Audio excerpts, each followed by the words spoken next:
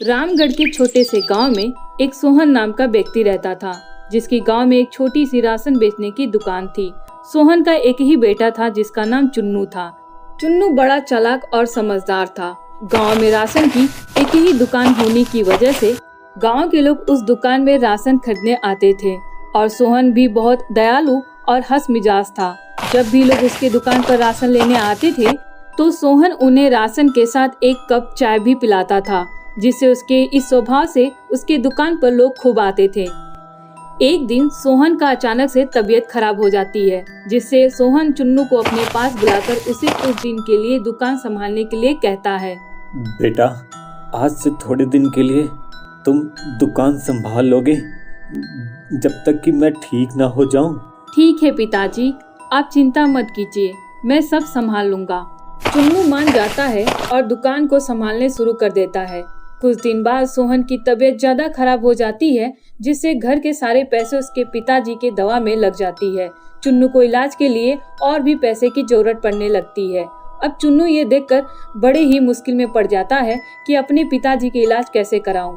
वो सोचने लगता है, घर का सारा पैसा तो खत्म हो गया है और बाकी के पैसे राशन में लग गए। अब पैसा बिल्कुल भी नहीं बचा। मैं बाकी के पैसे कहाँ से इंतजाम करूं, कैसे करूं?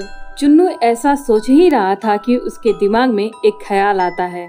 एक तरीका है, क्यों ना मैं थोड़ा पल्ले मार लूं कुछ दिन के लिए। इससे राशन में लागत का पैसा कम लगेगा और जैसे थोड़ा कमाई हो जाएगी। अगले दिन से सोहन के दुकान पर जब लोग राशन लेने के लिए आते हैं तो राशन को तोलते समय वो उसमें थोड़ा पल्ले मार लेता है।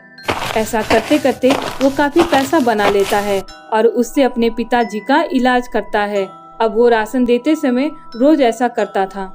ऐसा कुछ दिनों तक चलता है कि सोहन और चुन्नू के किस्मत को कुछ और ही मंजूर था। सोहन की दुकान से ठीक सामने एक और व्यक्ति दुकान खोल लेता है, जिसका नाम झुनझुन वाला था, और वो गांव वालों को सोहन के दुकान के बराबर दामों पर राशन देने लगता है। बराबर दामों पर देने के बावजूद भी लोग झुनझुन वाले के दुकान पर सोहन के दुकान से ज्यादा जाने लगते हैं, जिससे चुन्नू और सोहन की दुकान के मुनाफा कम होने लगता है। अब ये देखकर चुन्नू को परेशानी होने लगती है।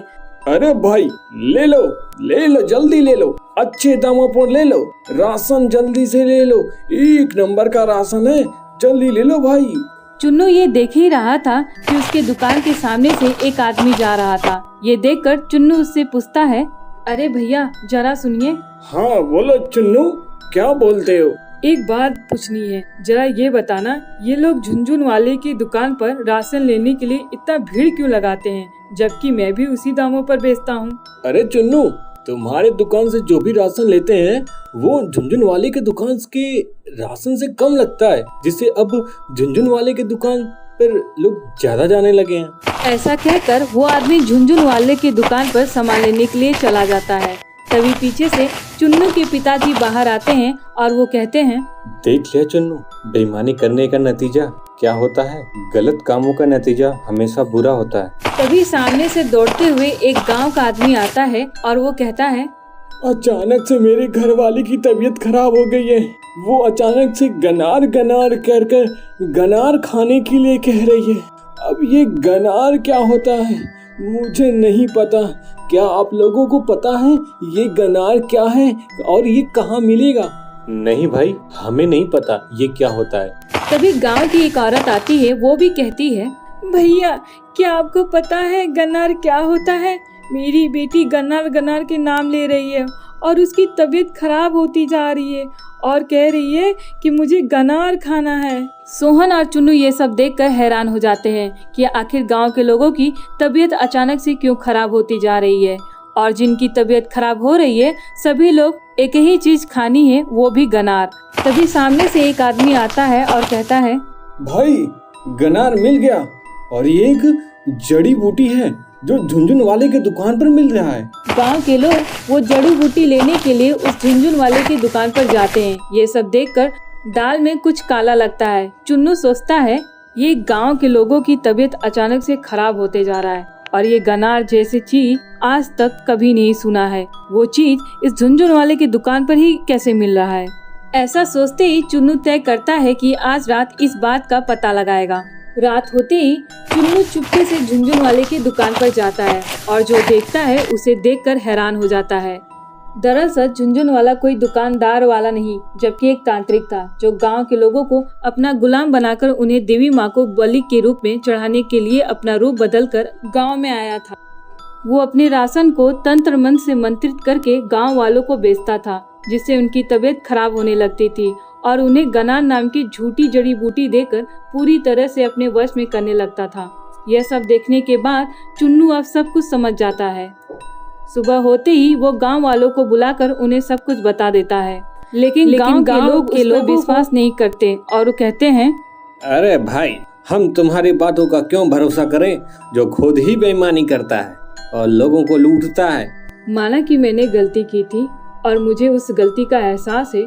मैं मजबूर था। अपने पिताजी के इलाज करने के लिए पैसों की कमी पड़ने की वजह से मुझे ऐसा करना पड़ा। मुझे माफ़ कर दीजिए, लेकिन मैं झुनझुन वाले के बारे में जो भी कह रहा हूँ वो सब कुछ बिल्कुल सही है।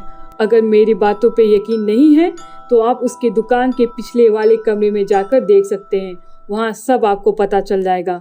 गांव के लोग झुनझुन वालों की दुकान पर जाते हैं और उससे उसका कमरा देखने के लिए कहते हैं, लेकिन झुनझुन वाला अपना कमरा दिखाने के लिए तैयार नहीं होता है। कहता है, अरे भाइयों, आप कहाँ उस छोटे बच्चों की बातों में आकर उसकी बात मान रहे हैं? वो तो एक नंबर का बेवकूफ है। उसने खुद कल मेरी दुकान से चोरी की है पैसों की। तभी गांव का एक बुजुर्ग आदमी बोलता है, अरे भाई, तुम्हें लगता है तो तुम अपनी दुकान का पिछला हिस्सा दिखाओ, उससे खुद ही दूध का दूध और पानी का पानी हो जाएगा। लेकिन झुनझुन वाला दिखाने के लिए मना कर देता है।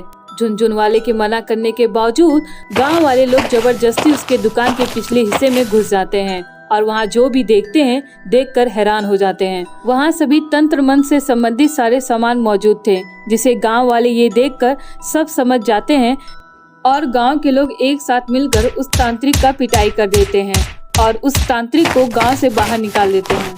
चुन्नू बेटा, आज तुमने बहुत अच्छा काम किया।